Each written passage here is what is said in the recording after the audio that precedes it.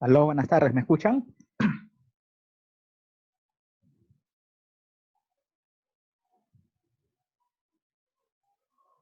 Hola, hola, ¿me escuchan? A ver,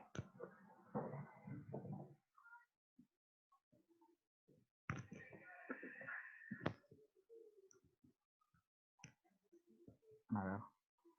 Mm,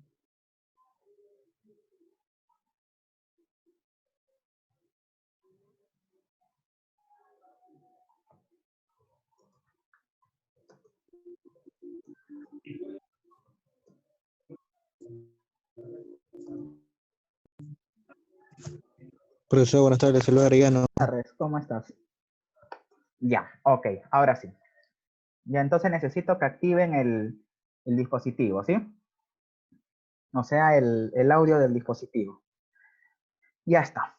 Listo, chicos, entonces buenas tardes. Ya, hoy día vamos a ver los componentes de la declaración de aduanas de mercancías, ¿no? O también de la DAM. En este caso, a ver un ratito. Déjame ver, estoy grabando, sí, ya está. Entonces, ¿qué es una DAM? ¿No? Se refiere a un documento que indica el régimen aduanero que se va a aplicar a cierta mercancía. Este documento asimismo dice que tiene carácter de declaración jurada y brinda los detalles que la administración aduanera requiere para su aplicación. En este caso, entendamos por autoridad aduanera a la SUNAT.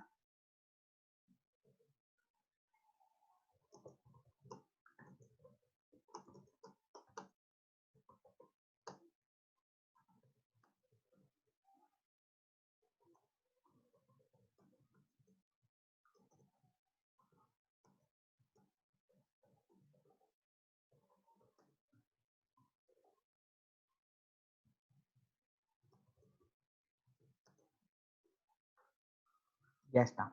Entonces, dice que la DAM va a reemplazar a la DUA según la nueva Ley General de Aduanas, ¿no? Y en este caso es numerado y generado por el agente de aduanas que vamos a contratar para este trámite. Recuerda que cuando tú quieres exportar o importar mercadería, siempre debes contratar a un agente de aduanas, que va a ser el encargado de realizar todos los procedimientos y todos los procesos necesarios. ¿Para qué? Para que esta operación se pueda llevar con éxito. ¿Cuál es la estructura de la DAM o la DUA? Está constituido por 3 formatos, como puedes observar, ¿no?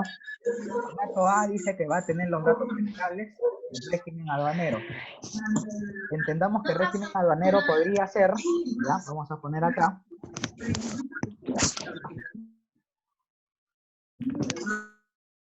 a ver,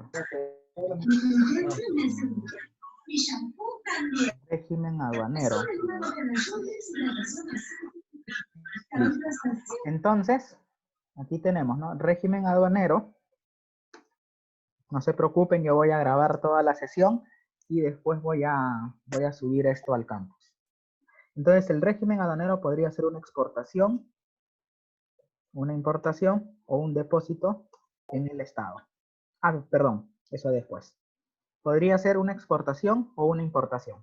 Podría ser definitiva, ¿ya? Entonces, en este caso, el régimen aduanero que nosotros vamos a aplicar puede ser una exportación o una importación. Listo. A ver. Ya está. El formato B dice que va a contener los datos de las transacciones relativas a las mercancías solicitadas para el régimen, de importación para el consumo, admisión temporal para la exportación en el mismo estado y admisión temporal para el perfeccionamiento activo. Se utiliza en el caso que se declaren más de 2 ítems, como consecuencia de las transacciones citadas. Y el formato C, ¿no? Como dice acá, contiene los datos referentes a la liquidación de la deuda tributaria aduanera. ¿Eso qué quiere decir? Que en este caso, el formato C, ya en el formato C, a ver un ratito. Ok. Entonces, en el formato C se va a registrar todo lo relacionado al pago de tributos. Correcto. Eso es lo que vamos a hacer ahí. A ver. Ya está. Listo. Prosigamos. Entonces, como ves ahí, ¿no? El formato A se caracteriza por contener los datos generales, ¿no? Los datos generales del régimen aduanero solicitado a despacho y los datos, perdón, de la primera serie. Listo. El formato A1 se va a utilizar en caso que el despacho aduanero comprenda más de una serie de mercancía. Recuerda que cuando tú vas a exportar mercadería o mercancía, estos van a tener una serie, y esa serie corresponde a la nomenclatura arancelaria. Entonces, para ello es importante, ¿no?, que ustedes tengan a la mano ¿cómo se llama? El arancel de aduanas 2017, que es la última versión. El formato B, dice, contiene los datos de las transacciones relativas a las mercancías solicitadas para su nacionalización. ¿Listo? Es de utilización exclusiva para los regímenes de importación, en este caso, admisión temporal para reexportación y perfeccionamiento activo. Entonces, el formato B se va a utilizar exclusivamente para la importación. De igual modo que en el formato A, en el formato B1 se va a utilizar en el caso que tengamos que declarar más de 2 ítems. O sea, nos referimos a la cantidad de mercancías que nosotros vamos a importar. Ya está. Y el formato C contiene los datos de la liquidación de la deuda tributaria aduanera. En este caso, todos los impuestos que vamos a liquidar. Correcto, en este caso el ad valorem, los derechos específicos, el impuesto selectivo al consumo, perdón, el impuesto general a las ventas, el impuesto de la promoción municipal, derechos antidumping, etc. ¿Sí? ¿Te acuerdas que en la clase anterior yo les había explicado, ¿no?, los tributos que teníamos que pagar? Pero de todos modos vamos a repasar. Teníamos acá, primero, debemos conocer el valor CIF de la mercancía, ¿no? Y para ello, ¿qué es lo que vamos a hacer? Simplemente partimos del valor FOB y nosotros le vamos a sumar, ¿qué cosa? En este caso, el flete internacional, para que este se convierta en CSR, y a la vez le vamos a sumar, ¿qué cosa? El seguro internacional. ¿Para qué? Para que este se pueda convertir en el valor CIF. Luego, hay que visitar la página de la SUNAT para determinar la partida arancelaria y definir los tributos que debemos pagar, o que debemos liquidar, mejor dicho. En este caso tenemos el ad valorem, el impuesto selectivo al consumo, ¿no? También tenemos el impuesto general a las ventas, el impuesto de promoción municipal, y tenemos también la percepción. Como nosotros sabemos, al ad valorem nosotros le vamos a multiplicar, ¿qué cosa? El valor CIF. El impuesto selectivo al consumo le va a multiplicar el CIF más el ad valorem, ¿no? En el caso del IGB, esto lo vamos a multiplicar por, ¿qué cosa? Por el valor CIF más el ad valorem. A ver un ratito, vamos a poner acá entre paréntesis ad valorem, ¿no? Ad valorem, el impuesto selectivo al consumo. Y en el caso del impuesto a la promoción municipal, que generalmente es 2%, vamos a multiplicar el mismo valor, ¿sí? Esto se va a multiplicar por la suma del valor CIF más el ad valorem más el impuesto selectivo al consumo. Y la percepción, recuerda que pueden ser 3 valores. Y en este caso se va a multiplicar por la suma del valor CIF más el ad valorem más el impuesto selectivo al consumo, más el IGB, más el impuesto a la promoción municipal. ¿Correcto? Listo. Ahora, recuerden que la percepción te arroja tres valores. Puede ser 3.5% cuando eres un importador recurrente. Puede ser 5% cuando vas a nacionalizar mercadería usada. Y por último tenemos 10% cuando es nuestra primera operación. ¿Correcto? Le han avisado a todos los grupos, ¿no es así? De la clase de hoy. Arellano, ¿le has avisado a todos tus compañeros? Tanto a los chicos de Telesub como de la Universidad María Auxiliadora. Sí, ¿no? Ya está. Entonces aquí tenemos la estructura de la DAM. Sí, Ah, correcto, perfecto, no hay ningún problema. Entonces, la declaración aduanera... sería bueno. ¿Cómo? En este caso, lo que yo estoy haciendo es grabar la sesión. Lo que voy a hacer es grabar la sesión y voy a subirlo. Dime. ¿Ya?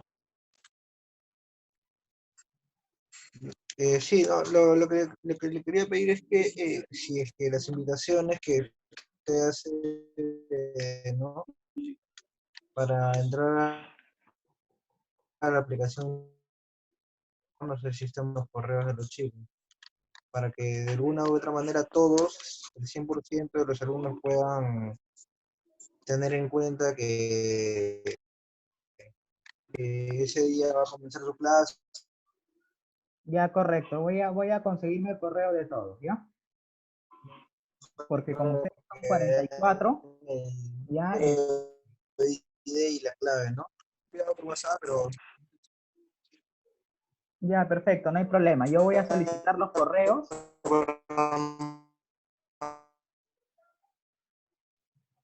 Ya, perfecto, no hay inconvenientes. Yo voy a solicitar los correos y para la siguiente clase yo voy a enviar un correo masivo a todos ustedes, ¿no? Invitándoles a la clase del próximo viernes, ¿correcto? Ya está. Entonces, como puedes observar, ¿no? La declaración aduanera de mercancías va... Te escucho entrecortado, disculpa, ¿qué me estás diciendo? O en todo caso, ¿podrías escribir en el chat?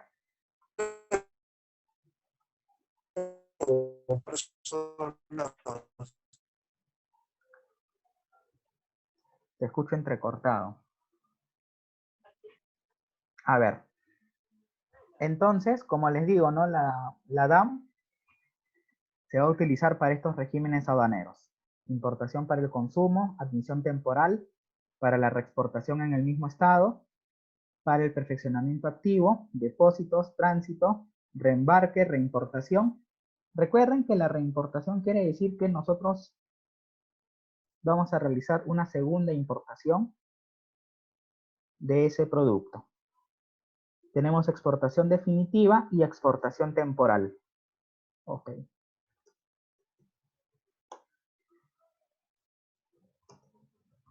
Se trabajará de ese modo. Listo. Entonces, como tenemos acá, estos son los documentos emitidos en las exportaciones. Estos son los documentos emitidos por el exportador. En este caso tenemos la factura comercial, tenemos el packing list, instrucciones de embarque y declaración jurada. Cada uno de estos documentos, ¿no? Yo les he pedido que ustedes los definan. ¿Para qué? Para que puedan conocer un poco más, ¿correcto? Sobre los documentos que se emiten en las exportaciones. ¿Correcto? Aquí tenemos los documentos que van a emitir los agentes del proceso exportador. En este caso, hablamos de las agencias de aduanas. Tenemos el documento de embarque, la guía de remisión, la DUA provisional, que en este caso se va a realizar antes de la orden de embarque, o sea, antes que salga nuestro buque, y la DUA definitiva, que es la que va a recibir en este caso, el comprador, ¿no? En el puerto de destino. Y tenemos documentos emitidos por otras instituciones. En este caso hablamos de los certificados de origen, los certificados de vigeza, etc. Entonces, se supone que ustedes tienen que definir todos estos documentos. ¿Por qué? Porque es muy importante que ustedes conozcan cómo es una factura comercial, cómo es el llenado de ese documento, para qué sirve, quién lo va a utilizar. En este caso, cuando nosotros realizamos una exportación, a ver,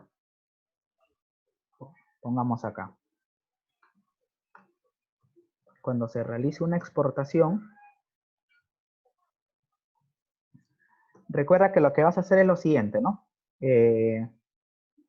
La mercancía primero está en el almacén de la empresa o en la fábrica. En la fábrica. En este caso estaríamos aplicando el Incoterm llamado Ex-Works. Después esa mercancía debe ser transportada. Debe ser transportada al depósito del vendedor. En este caso, contrataríamos un transportista interno. Luego, esa misma mercadería se va a llevar al puerto del Callao o al que corresponda. Recuerda también que se va a contratar un agente de aduanas, que será el encargado de gestionar nuestra operación internacional. Listo. También en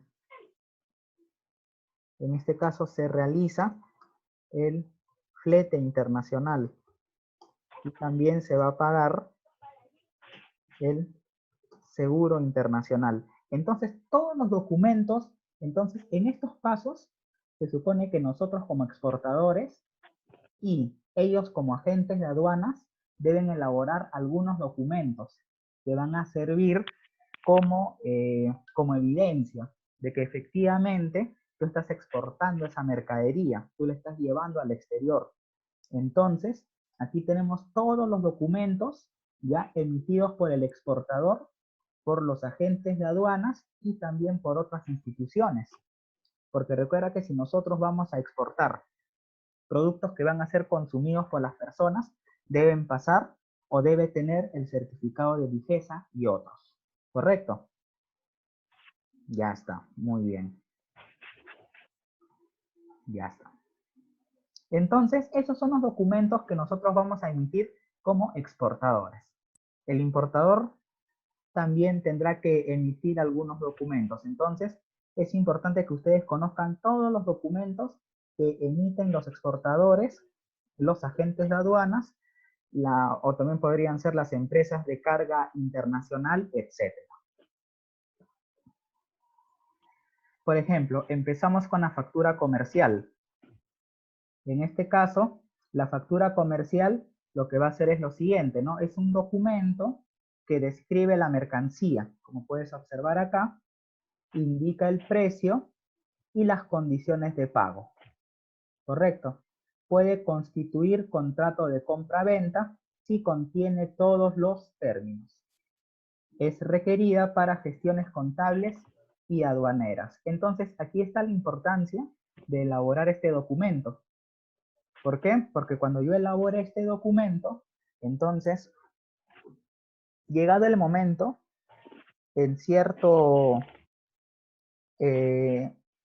llegado el momento nos van a pedir estos documentos para verificar que lo que nosotros estamos exportando es lo que corresponde. ¿Correcto? Entonces, es importante que nosotros tengamos estos documentos a la mano. Listo. Ahora, ¿Qué es un contrato de compra-venta Así internacional? estamos llevando las clases. ¿No? De compra, ¿A qué lo habla el profesor? sí, de compra-venta internacional. Vas a ver qué tal que me ve. Entonces, A ver, ¿a qué mueve? en todo caso, el contrato de compra-venta internacional, ¿correcto? Se refiere a un contrato, a un acuerdo entre comprador y vendedor. Vendedor, donde definen la mercancía a comercializar, perdón, el medio de transporte, el método o el medio de pago, y definen el Incoterm a aplicar. Correcto. Recuerda que cuando ustedes van a realizar una compra o una venta, lo primero que tienen que hacer es un estudio de mercado. Correcto. Entonces, en este caso, el comprador solicita al vendedor una proforma, una primera oferta. Entonces, ahí comienza todo el proceso de la compra-venta internacional.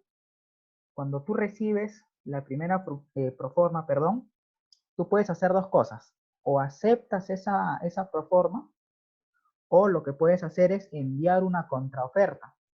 Entonces, en este caso, cuando el vendedor recibe la contraoferta, entonces suceden dos cosas.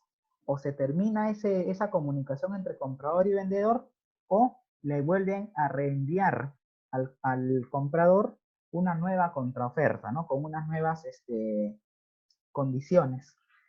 Y una vez que el comprador y vendedor lleguen a un acuerdo, entonces realizan este contrato de compra-venta internacional. Entonces, en ese instante, se empiezan a realizar o se realizan, perdón, toda la documentación y todas las gestiones necesarias para que nosotros podamos realizar esta transacción internacional. Listo. Entonces acá tenemos la factura comercial, ¿no? Por ejemplo, en esta parte, en ART Perú, ¿no? Vamos a darle información como sea posible sobre la forma de ser localizado. En este caso, estamos hablando del exportador. Entonces, en esta parte de la factura comercial va a estar el exportador.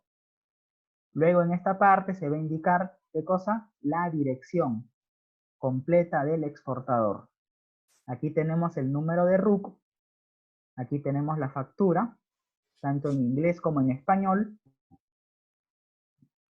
Vamos a tener acá la dirección a la que se expiden las mercancías, puede o no ser las que se envíe en la factura. En este caso, ¿a quién se le va a facturar? Empresa tal, la empresa ABC.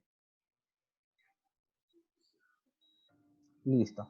Aquí en el pedido debe aparecer completo el número de pedido o cualquier otra referencia. En este caso podría ser el pedido número 100, por ejemplo. ¿Correcto? En esta parte vamos a describir la mercancía. En este caso tenemos la descripción, ¿no? Estamos aquí vendiendo cerámicas con cierta preferencia arancelaria. Entonces, en esta parte, lo que nosotros vamos a hacer es describir la mercancía que estamos enviando. En este caso, podríamos llenarlo en inglés y en español. No hay ningún problema.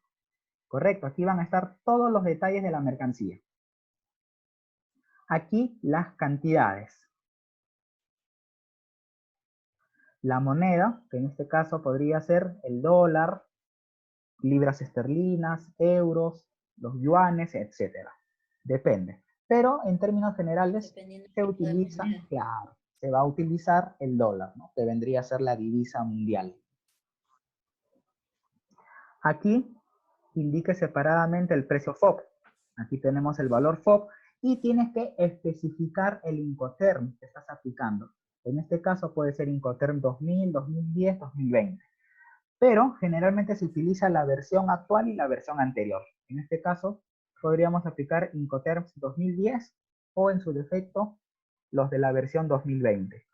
Recuerda que el valor FOB se refiere, ¿qué cosa? Al costo que tú vas a asumir hasta el momento, perdón, en que la mercancía está a bordo del buque. O sea, en ese instante, tú como vendedor ya te hiciste responsable de la mercancía y a partir de ese instante ya el comprador pasa a ser el responsable de la mercancía. Si los fletes van a cargo del comprador, se deberá indicar, dependiendo. Si nosotros acordamos con el comprador aplicar el Incoterm FOB, entonces yo no voy a pagar el flete. ¿Correcto? Y también el seguro. Depende del Incoterm que nosotros vayamos a aplicar. Si nosotros pagamos hasta el flete, entonces sería el Incoterm CFR. Caso contrario, si nosotros pagamos el seguro, pasaríamos a pagar, ¿qué cosa? El Incoterm CIF.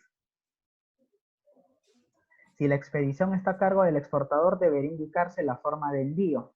Envío por medio de transporte aéreo o marítimo, dependiendo de la distancia que haya o que existe entre el comprador y el vendedor a nivel internacional. Cada ejemplar de las facturas, tanto el original como las copias, se deben firmar por separado, ¿correcto? Y listo, y eso es todo con referencia a las facturas. ¿Listo? A ver, ¿cuántos alumnos están acá? Correcto. Listo. Ya. Y aquí tenemos la factura de importación. Entonces, como puedes observar, ¿no? Es casi parecido, ¿no? En este caso, en esta parte va el nombre de la empresa, la dirección, ¿no? El RUC también, o si no, el nombre de la empresa, no hay ningún problema. La fecha, la descripción de la mercancía, las cantidades, el precio unitario y el total. Ya depende si se acoge o no al drawback, porque recuerden que el drawback es una devolución a nuestras exportaciones. La factura comercial, dice el error material, los que provengan del cálculo aritmético entre los precios unitarios y los respectivos subtotales, y en general los que pueden apreciarse por su contenido sin que éste incida en la especie, precio y cantidad de la mercancía y su clasificación arancelaria. Se puede aceptar la aclaración de la factura comercial sin que sea necesario el reconocimiento físico de las mercancías. En este caso, estos son los errores que se suelen aplicar al momento de llenar, ¿no? Este tipo de documentos comerciales. El error sustancial es el que origina un cambio de partida arancelaria y para cuyos efectos se requiere del reconocimiento físico de la mercancía. ¿Por qué? Porque si tú cambias de partida arancelaria, es como si le estuvieras cambiando la forma o el tipo de mercancía que estás enviando. Entonces, si yo cambio de partida arancelaria, entonces ya no estoy hablando del producto A, podría estar hablando del producto A1. Entonces, entre el producto A y el producto A1 hay algunas diferencias en la característica física y también química de ese producto. Entonces, ese es el motivo por el que cuando tú cometes el error sustancial, entonces se requiere del conocimiento físico o del reconocimiento físico, perdón, de las mercancías que estás exportando. La lista de empaque, que es el otro documento que nosotros como exportadores debemos elaborar, el packing list. El packing list lo que hace es proporcionar datos sobre el embalaje, cómo se está transportando la mercancía, de qué forma, contenido, pesos y dimensiones del bulto. Porque recuerda que es muy importante que tú especifiques cada medida de la mercancía que estás embalando y también del peso. ¿Por qué? Porque esto va a permitir una revisión más fácil de parte del, en este caso, de la autoridad aduanera. Es útil para el transportista, ¿Por qué? Porque el transportista cuando llegue al puerto, pues le van a solicitar esos documentos.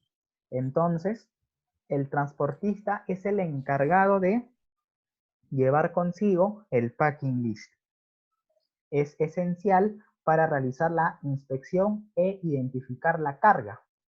O sea que este documento es muy importante, ¿para qué? Para que la autoridad aduanera y cuando sea requerido, pues facilite la inspección e identificar los productos que yo estoy llevando. Porque ¿qué pasa si yo no tengo una lista de empaque, un packing list?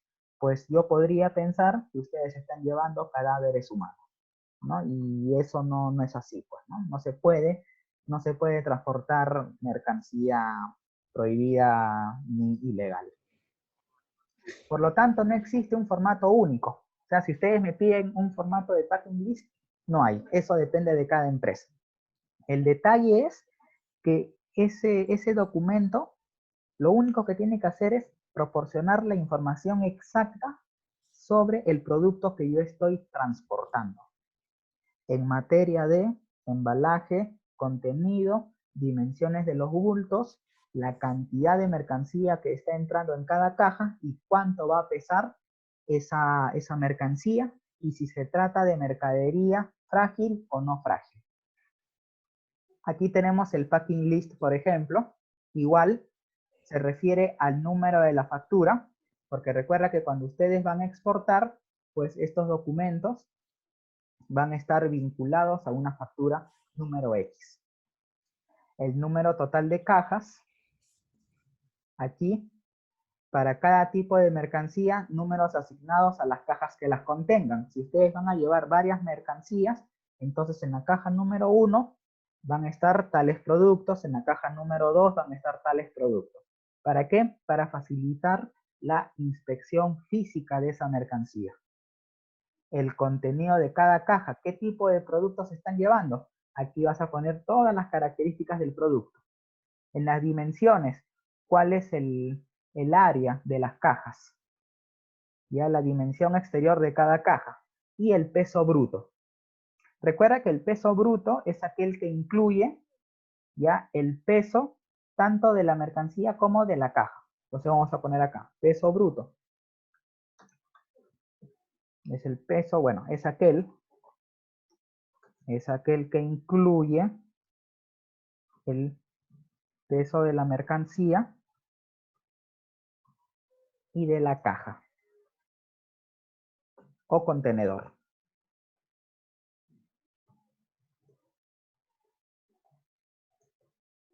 Medio de transporte, etc. Y el peso neto solo incluye el peso de la mercancía. Listo. Entonces esa es la diferencia entre peso bruto y peso neto. ¿Están entendiendo, no? O lo importante es que están bien de salud. Sí.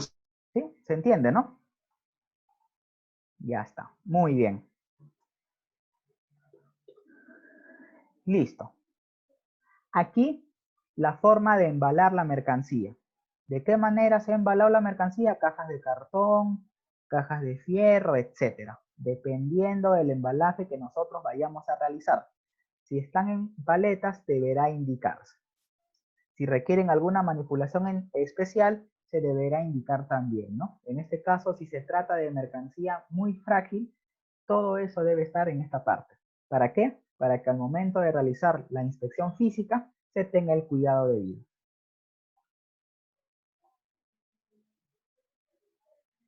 Ya está, muy bien. Forma de marcar las cajas y los números utilizados. En este caso, ¿cuántas numeraciones hemos utilizado? No necesariamente le vas a poner este número 1, 2, 3, ¿no? Le puedes poner A, B, C, pero todo debe estar especificado en esta parte. El número total de bultos también es importante. ¿Cuántas cajas, cuántos bultos estás llevando? El volumen total de la expedición en metros cúbicos. El peso neto total, excluido el embalaje de la expedición, y el peso bruto total, ¿no? Incluyendo todas las cajas y todos los métodos de embalaje que hayas utilizado. Ya está. Muy bien. Entonces, a ver, ¿cuánto falta? Ya. Aquí. Entonces, a ver, le voy a enviar a ¿cómo se llama? A sus compañeros, ya, al delegado y al joven Barrantes, creo.